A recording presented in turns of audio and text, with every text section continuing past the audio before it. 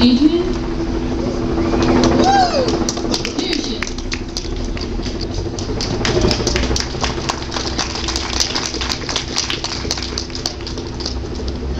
My name is Adrian. I'm from the Pittsburgh G-20 Resistance Project.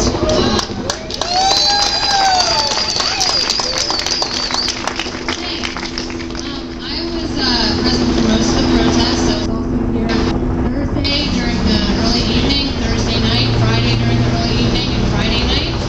I saw pretty much everything that happened. And there were a lot of things that were said by a few people like Pete and Hannah that I wanted to address. So I'm not going to re-go over those things, but one thing that I'd like to mention is that the police intimidation and repression started long before any rioting occurred. The Seeds of Peace band, which was mentioned before, who wanted to serve free food to people, was raided multiple times. The Landslide Community Farm, which is really scary, I know, was also raided, and people were being rounded up and harassed because they looked like protesters. Thursday night, it hit the repression again, started before there was any protest. There was a protest in Lawrenceville, but here at Pitt, there were a lot of students over there. They were gathered and were interested in seeing what was going on. Police were using dogs, horses, batons, and smoke bombs to try and intimidate them. Later that evening, it had turned into all-out violence against students, protesters, all kinds of other people. But this kind of repression did start before any kind of, again, rioting began. Thursday and Friday night, unprovoked police attacks were not only violent and thuggish, they were racist, sexist, and homophobic. Homophobic language was used against people.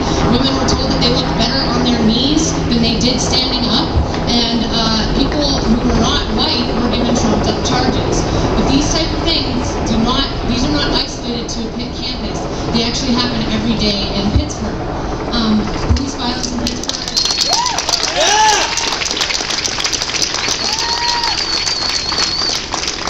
Police violence in Pittsburgh stretches from protesters to children. At one protest, at one time, an older woman was bitten by a police dog on the sidewalk.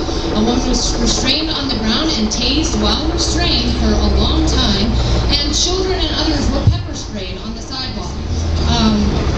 On Christmas Eve of 2003, 12-year-old Michael Ellerby was shot in the back by police and killed for running away. Police brutality occurs in Pittsburgh every day, and police and authorities are given much more work than any average civilian.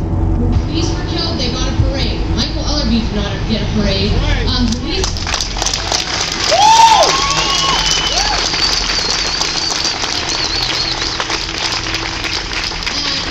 Police were noted as fallen heroes, and I'm not going to speak to whether their deaths were justified or any of that.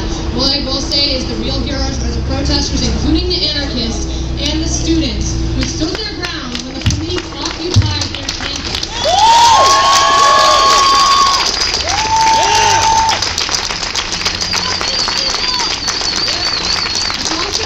It's also very important that we do not focus on the police and the authorities that ordered this be held accountable for what they did. While police did participate in some of the actions, the higher-ups are more at fault for what occurred. State repression and capitalism are the causes of the violence you experience, not just the police. The police are only agents of the state, and they do not act on their own. They were given orders from higher-ups. These issues are global.